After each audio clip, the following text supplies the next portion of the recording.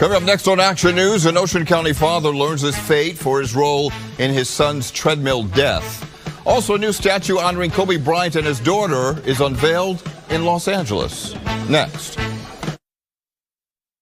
So many law firm commercials. How do you choose the right firm? A lot of firms can talk big, but Saltz Mongeluzzi Bendesky is one of the largest personal injury law firms in Pennsylvania. And we've had more than 700 verdicts or settlements of $1 million or more. When choosing your lawyer, ask yourself, do they have the results?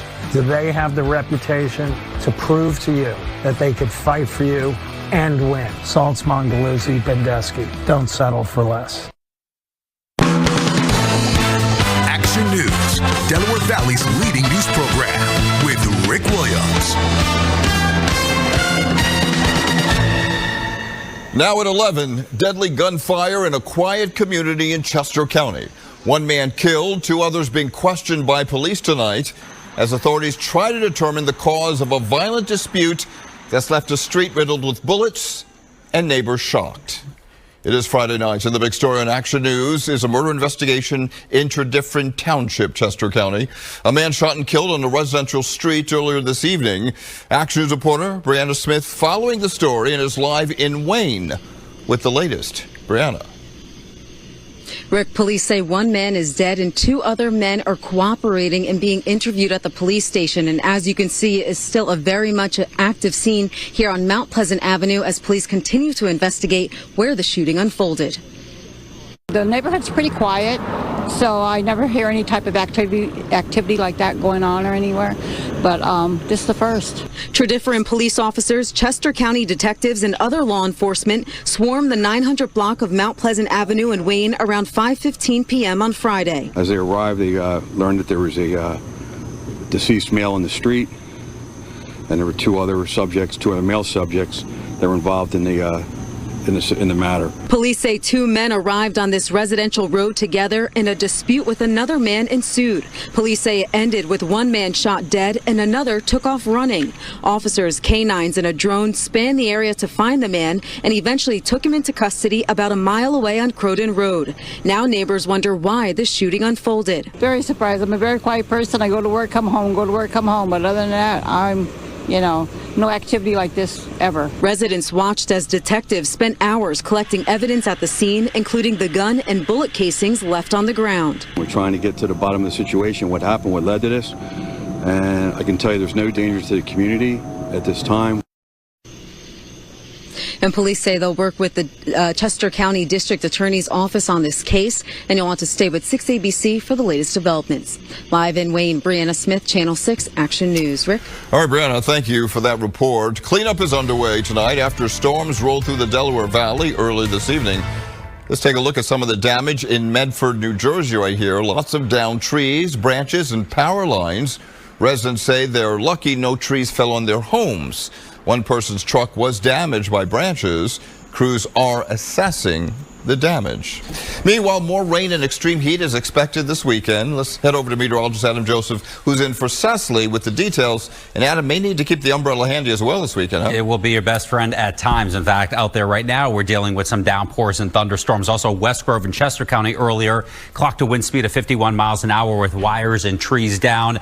We're seeing storms fading now just east of Philadelphia. There was severe thunderstorm just about 45 minutes ago in the city, parts of Camden and Gloucester County. Also storms now firing up near Wilmington yet again, Bear, Delaware, East Nottingham Township, right on the border of Chester and Lancaster County, lifting to the northeast, heading towards Cowan Township.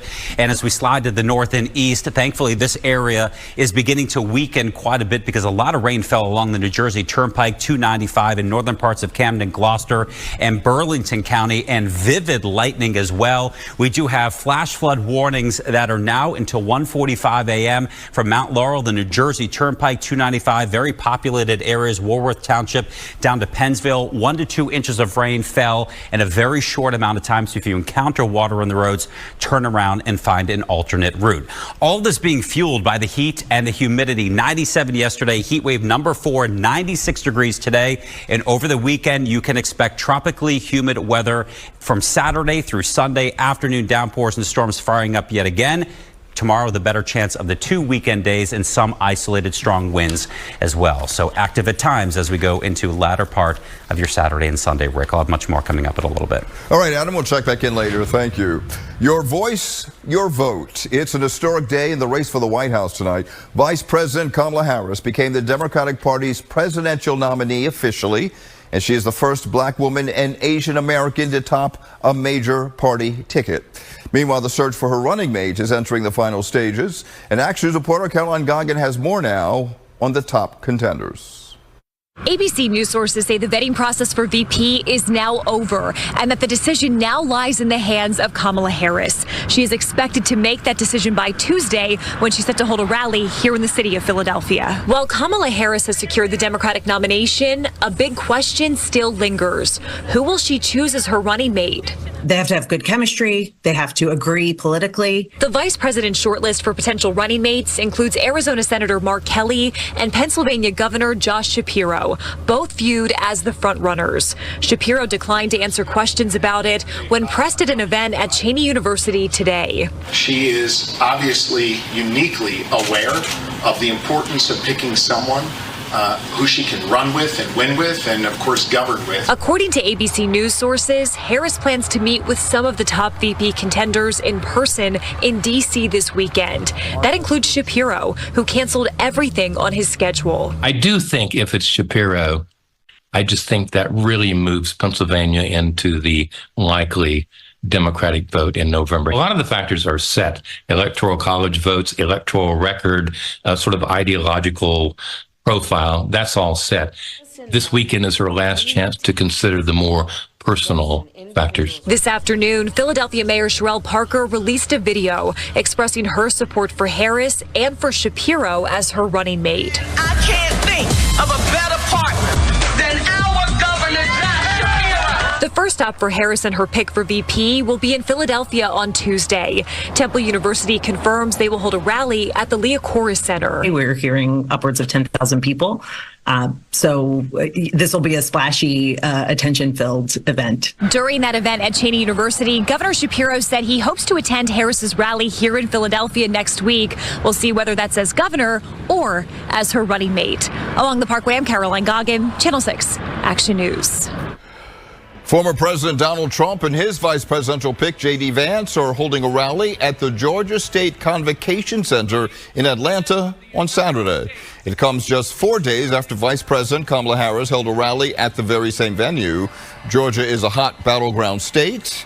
Biden beat Trump by just 12,000 votes there in 2020. Closer to home, a 34-year-old Philadelphia man is charged with murder in the death of a woman whose body was found yesterday near the Atlantic City boardwalk. Exclusive video shows the moment Greg Page was taken into custody. Page is accused of killing 32-year-old Carly Elbert and seriously injuring 29-year-old Camille Stewart. Both victims were shot in the head. He didn't deserve to go out like this. The most kind-hearted, beautiful soul that would do nothing but help others. The keys? I locked it. No, I'm gonna knock her out. Police were able to track Elbert's cell phone to the 6100 block of Mulberry Street in Northeast Philadelphia. Along with Page, two other men, brothers Ryan and Ramir Schneck, were also charged with hindering apprehension. There's no word yet on a motive. A man is under arrest for allegedly assaulting a police officer in South Philadelphia. Police were called to the parking lot outside of Chickies and Pete's on the 1500 block of Packer Avenue at around 7 o'clock for a fight between two groups. While trying to break up that fight, a 56-year-old man started fighting an officer. The officer was not injured. The man was treated for minor injuries. 3 others were issued citations. An Ocean County father will spend 2 decades behind bars in connection with the death of his 6-year-old son. Today, a judge sentenced Christopher Greger to 20 years for aggravated manslaughter and 5 years for endangering the welfare of a child.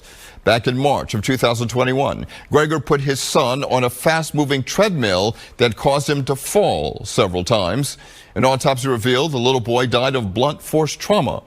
Greger is required to serve at least 85% of his sentence before he may be considered for parole. A man accused of shooting and seriously injuring a Philadelphia police officer has learned his fate. The district attorney's office announced Eric Haynes pled guilty to attempted murder and was sentenced to 22 to 44 years. 32-year-old Giovanni Masonette, a 5-year veteran of the force, was shot twice back in February of 2023 after he and his partner stopped a car at 60th and Summer Streets.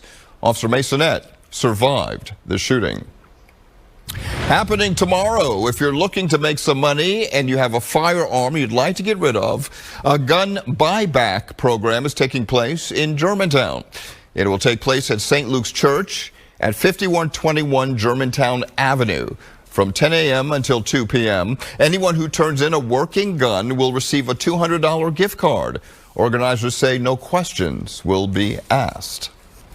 Well, the 41st Annual Music Fest is officially underway in Bethlehem, Pennsylvania.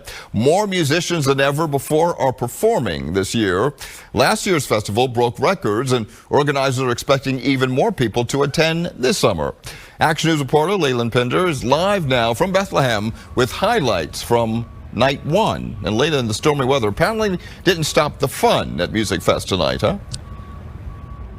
Yeah, thankfully, we had some really bad weather earlier, and because of that, the opening ceremonies were moved to next Sunday as a precaution, but thankfully, things did clear out and made for a great night tonight. Here on the south side of the festival, things wrapped up about 20 minutes ago. Sugar Ray was the last act to take the stage, and that's kind of that 90s rock music, but this week, or over the next week or so, there's going to be so many different types of music and options for everyone. Sugar Ray, greatest rock band ever. Music Fest goers brought the energy for day two, including this Sugar Ray superfan. Mark McGrath, I think he's awesome, whether he's on game shows or just talking or hosting anything. He puts on an incredible show. Sugar Ray was one of 3 popular 90s bands that played the Wind Creek Steel main stage Friday. Better Than Ezra and Tonic also got the crowd moving.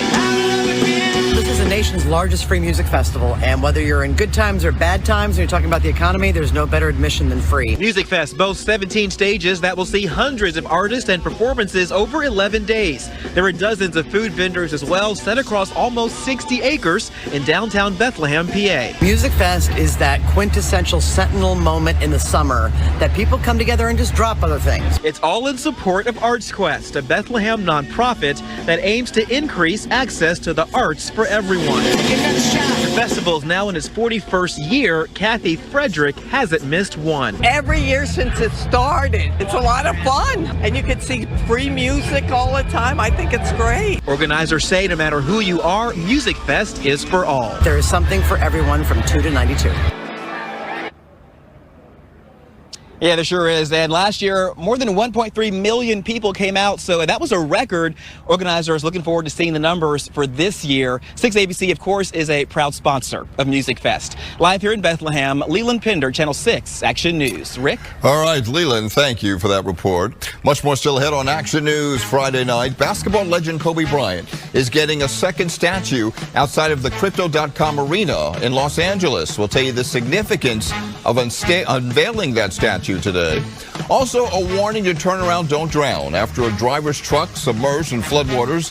We'll show you how crews pulled off a complex rescue.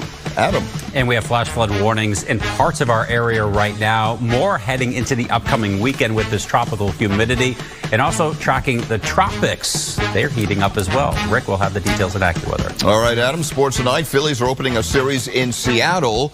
Coming up, Deuces Rogers joins us with an update on tonight's game.